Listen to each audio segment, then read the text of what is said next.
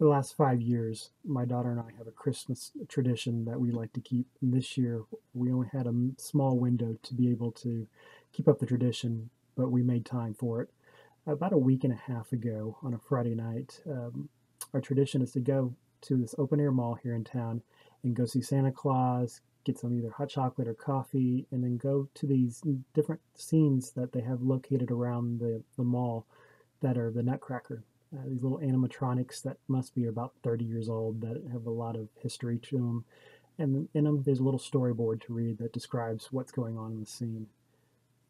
This year, because the time was tight, we went. It was about 9:30 on a Friday night. Santa Claus is already gone. My daughter was a little sad, but she was okay, as long as we were able to go to the coffee shop, which allowed her to get her hot chocolate, and I got my coffee. And it was a little chilly that night, and went on to the Nutcracker scenes. And since we've done this for 5 years, I decided that I wanted to make this one memorable. How could I make it stand out? As we got to the first scene and I started reading the storyboard, I came up with the idea that I want to do this in a different accent. So I played around a little bit and found a French accent, which, if anybody knows, for me to be out of being reserved, being out of character, um, just being goofy is not a normal sight. And my daughter, knowing that, this caught her off guard. Her eyes got big, and shock was definitely on her face. As we finished it, we had to walk about 50 yards to the next one. And seeing that I had shocked her, I kept up the accent as we continued to talk. And we had approached the next scene. She says, "Dad, I'm so glad my friends aren't here." Being 9:30, most of the shops were closed, and so there was very few people around, which emboldened me to be louder, to be more flamboyant in how I expressed and enjoy the moment. We completed the second one, went to the third, into the fourth, and somewhere throughout that, I kind of turned into a French tour guide, to the point where my daughter was begging me to please stop.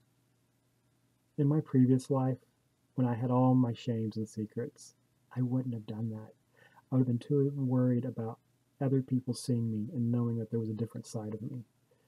And too many people feel that way, that the shame, the secrets, if people would see that side, that would scare them. I was with my daughter and I didn't care. I wanted to make the moment memorable for her. And that's what we do at Changing Lanes. It's not just make moments memorable, but to transform lives, so that the secrets don't have power. That we watch men, women, teens, those that come in, to be able to say, I can allow people to see the real me. And in that, we find that wives that have been looking for husbands to be the men that they've been called to be, finally be that person that they've been looking for 10, 20 years. That for the children, that they have a father that's able to be fully engaged and to be able to love them just as they are.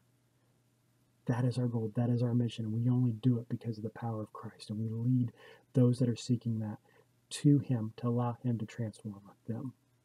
But because we are a nonprofit, a 501c3, what we do is solely dependent on you.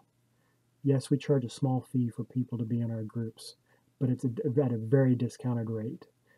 To be in one of our local groups, it's $25 a month. To be on our online group, it's $30 a month. And we need help sponsoring those people. Too many come in with financial crisis and they can't even afford that. Would you come around and be a sponsor for these groups? $25 would sponsor one individual in one of our SEAL men, SEAL teen, or SEAL women groups for a month. If you would help us out with a $30 donation, you support someone in our GPS group. At $100 a month, you're supporting 4 people that are in one of our groups for that month. $500, you're supporting 20 people in a group.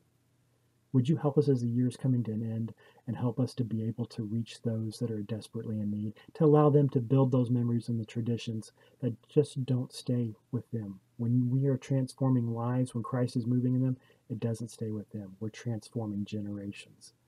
I wish you a Merry Christmas and thank you for all your support.